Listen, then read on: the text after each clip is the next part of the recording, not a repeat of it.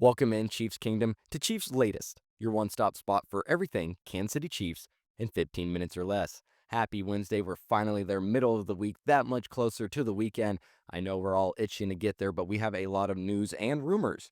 That's right, including another potential veteran addition that the Chiefs could look at on the defensive side.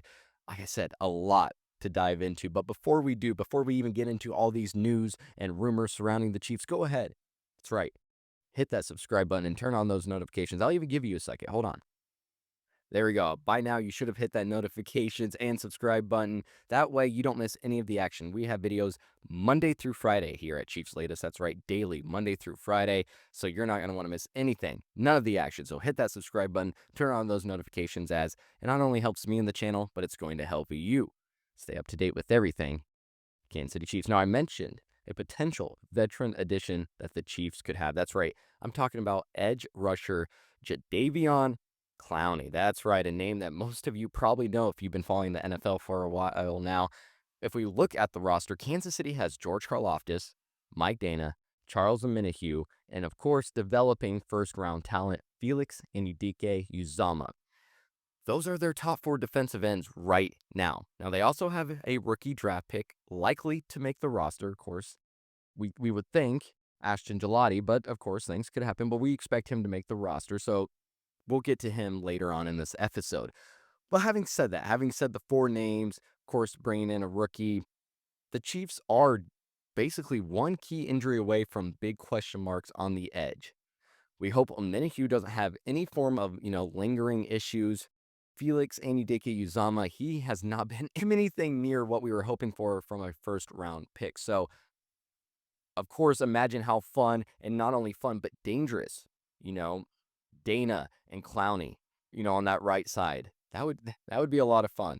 His 5.5 sacks, 44 pressures in 2024 last season show he's still a force in his elite run defense. That could lock down some AFC West backs, including the Broncos, who have a good run game. So he had a 73.2 pass rush grade. Well, at 32, a 1-year, $2.5 million deal proves that he can be affordable, but his history with 6 teams in 7 years, that does raise some concerns about fit. It's really, do the Chiefs want more of a fit, or they want someone that can maybe get them back to the Super Bowl and get a victory right away? But why does it matter? Well, you need a pass rush. It's needed. 39 sacks in 2024 and ranked near the bottom of the NFL for the Chiefs.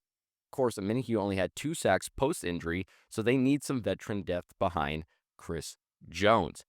Again, you look at the AFC West edge, Clowney's run stopping prowess, his ability, that could neutralize, again, the Broncos, Chargers, some decent ground games there.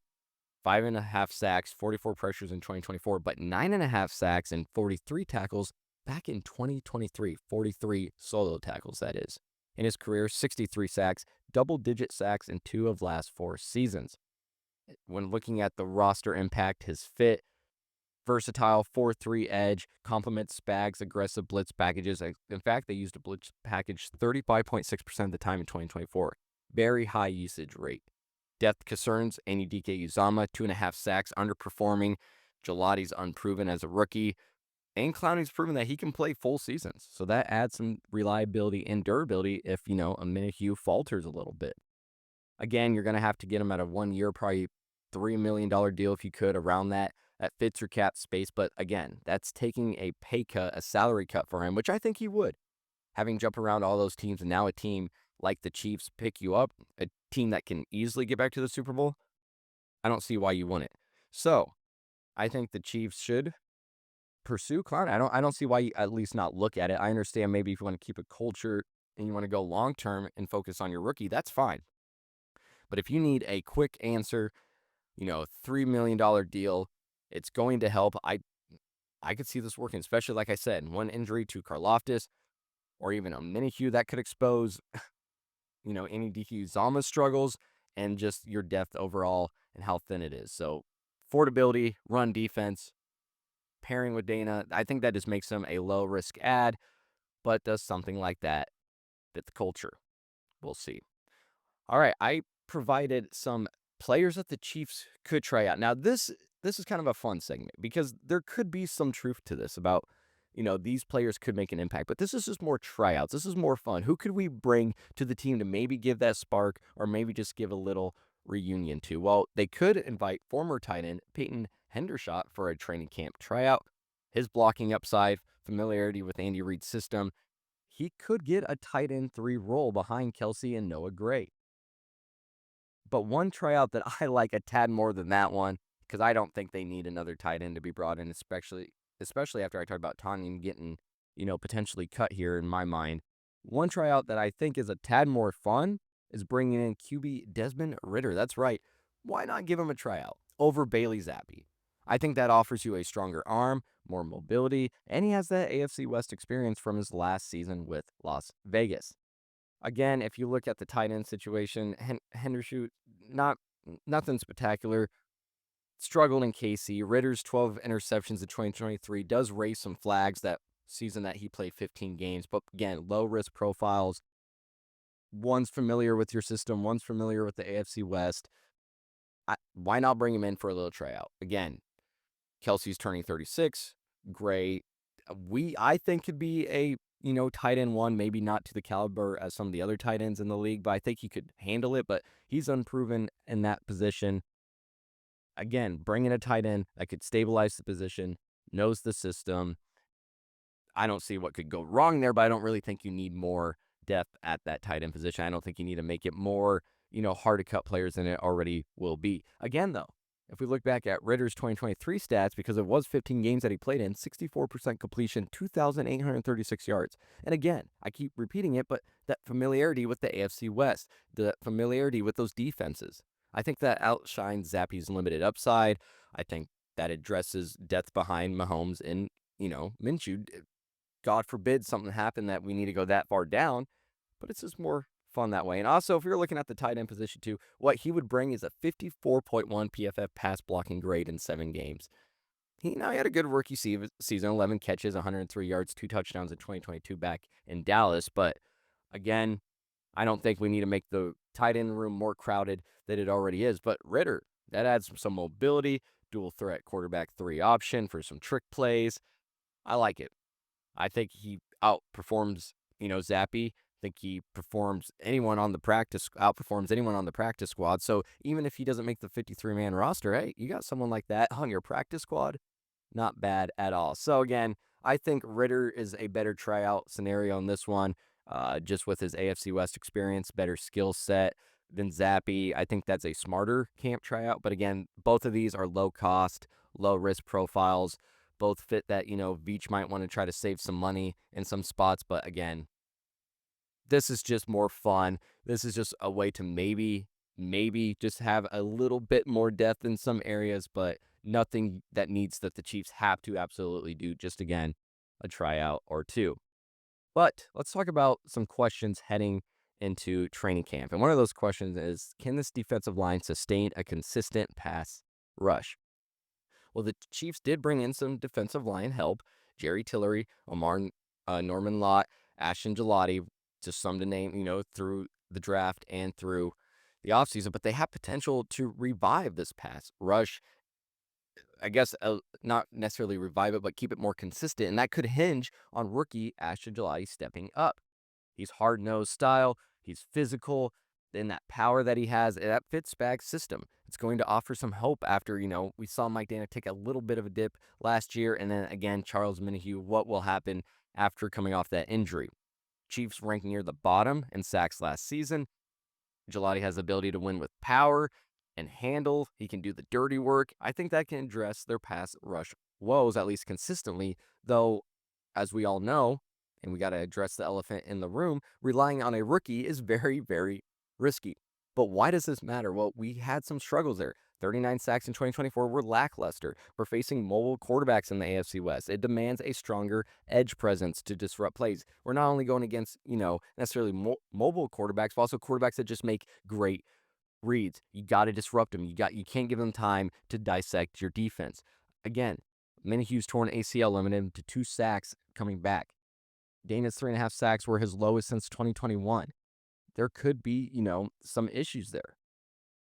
Bringing Tillery, 12.5 career sacks in 6 years, 0 sacks, though, in 2024. 5 games played for Minihue.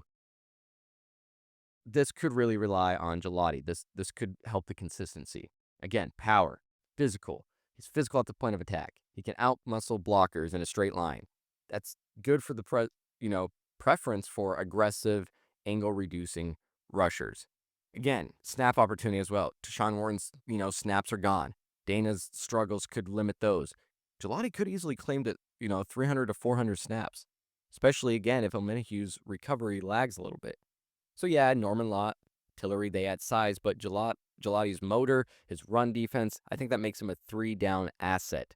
That could reduce some pressure on Chris Jones as well. So yeah, they can sustain a pass rush, and I think a lot of it can come if Gelati can capitalize on hopefully a favorable path. Again, leveraging his power, the schemes to offset potential Dana Minihue's struggles. But of course, we have more questions we have to answer here, and we'll continue. The 2 questions I have left is left guard Kingsley Suamata'ia's last stand? Is this left guard, role that he's going into, is this his last stand? And can the secondary replace Justin Reed's leadership? I think his move to left guard is likely his last stand. Of course, he failed at left tackle, so he must prove that he can protect Mahomes. You can't have anything happen to your greatest asset here if you're the Chiefs, so you always need to have a good line. And like I always say, what were the 2 issues really when you lost the Super Bowl?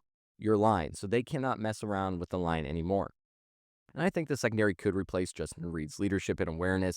Again, great leader, great awareness skills, but I think there are some trade or free agent options out there that could at least get you somewhat close. And I've talked about some of those in the past. And of course, you have Noah Williams stepping up, Jamari Connor, they believe, can step up. So I think that's a little more not easy to replace, per se, but I think you can handle that better. Suamata'ia's athleticism, they keep saying, that gives us hope. It gives us hope. We've seen good things. He feels more comfortable here. But again, 2 brutal 2024 starts raise doubts, and Reed's departure, again, despite its versatility, will test this secondary's depth and see what they can do, especially with some of the younger guys. But Suamata'ia's failure at left tackle exposed Mahomes to 6 sacks in the Super Bowl because of just constant movements no one could ever gel throughout the season. So his transition to guard is critical for him. He needs to show that he can thrive here. And not only that, the Chiefs allowed 41 sacks in the regular season. That was ranked 16th. Looking at the secondary leadership, Reed's role as a box safety and vocal leader, yeah, that's vital. Of course, you're going to miss that in the locker room. But with everything going on, contract-wise, this and that, the Chiefs, they need a veteran presence to give this, young secondary some hope. I do believe in that. He had 15 starts, 61 tackles, 2 interceptions, 9 passes defended. So it will be hard to replace, but I think it's doable. Suamata'i is fit. Athleticism fits zone blocking schemes, but he's going to have to play Mike Caliendo at left guard to avoid being a draft bust. And again, you have some young talent there. Connor, his versatility, nickel and deep safety. Williams, rookie upside. I think that offers potential, but a veteran could replace Reed's awareness. That was Wednesday's episode. Like I said, I appreciate all the comments I've been getting. Go ahead and let me know in the comments what you think about today's episode, including adding Clowney possibly as a veteran addition. What do you think about my 2 new tryout additions? Do you think any of them could pan out? Also, Gelati's path, what do you think? Could he help this defensive line? And then, of course, some training camp questions. Do you have any questions heading into training camp? Let me know those as well. Again, news and rumors surrounding the Kansas City Chiefs here at Cheifs Latest, daily videos Monday through Friday. Hit that subscribe button, turn on those notifications. I am your host, Calvin Silvers, and until next time, have a good one.